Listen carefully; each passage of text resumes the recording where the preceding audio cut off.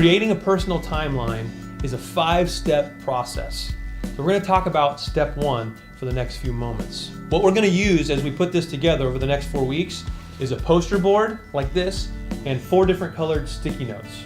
Okay? Now, the first step is found on page 6 in your storyline guide is a simple step of remembering and writing. Basically what it is a brainstorming exercise where you're going to think about all of the shaping people, events, and circumstances in your life. You're going to begin to write them down. 1 event per sticky note.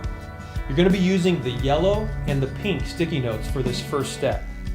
What you're wanting to think through as you write down is anything that's positive or neutral in your life, the people, events, and circumstances, you put it on a yellow sticky note.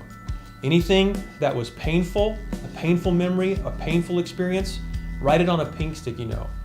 Now the idea here is not to get bogged down by trying to put it in order or organize it or even interpret the experiences that you've had in your life. The main idea is just to start writing and get as much down as you can. Ask the Lord to show you what He wants you to remember, what He wants you to write, and just start writing. There are no wrong answers. Now, I want to encourage you as well and remind you that you'll not be asked to show the details of your timeline to anyone in your group. So I want to encourage you to be fully honest, to be transparent, to be vulnerable about the experiences that have shaped your life, about your own life story. Now, as you work on and complete this first step, basically your poster board will look something like this, only there'll be a lot more sticky notes, hopefully, scattered throughout it. A mixture of yellow and pink sticky notes. The people, the events, and the circumstances of your life, both painful and the positive that you've experienced. So it's a dynamic, kind of free-flowing brainstorming exercise. Now, some find it helpful to think in terms of chronological order, to think of calendar years or the age you were or the grade you were in.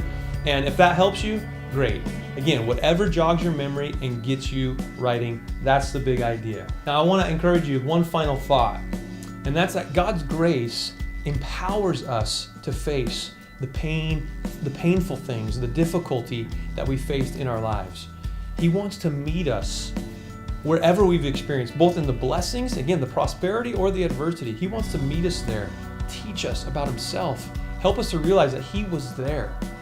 He already knows already, so we're free to be completely honest and to let Him do His work in our life as we remember, as we reflect, and gain perspective on all that we have experienced in our life.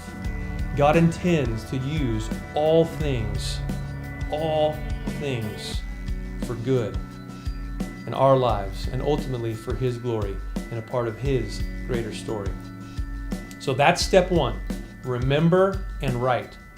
Brainstorm, get those pink and yellow sticky tabs, and just start writing.